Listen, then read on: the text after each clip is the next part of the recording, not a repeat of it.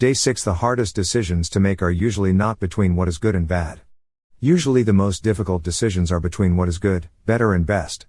It is so important to be able to clearly hear the voice of God when facing important decisions. Jesus regularly disconnected from the world to hear the voice of God. This awakening season is all about disconnecting from the world so that we can hear the voice of God. All sorts of things will try to crowd God out of your life. Jesus faced pressure from the crowds, and he had to choose between doing good and doing God's will.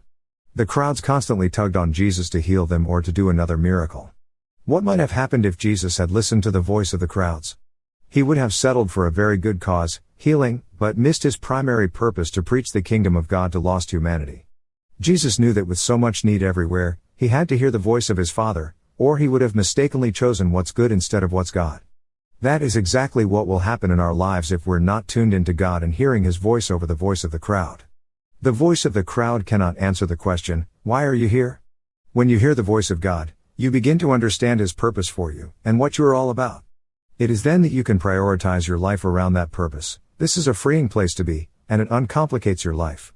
Once you begin to realize God's purpose for your life, you start to understand something foundational about yourself. You're not here on earth simply to exist, but, guess what? You were sent.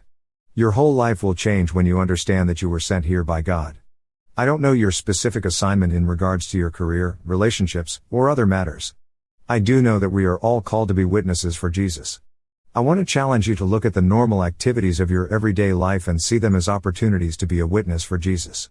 During your fast, look for ways to serve and encourage others at work, at home, in your neighborhood or at church.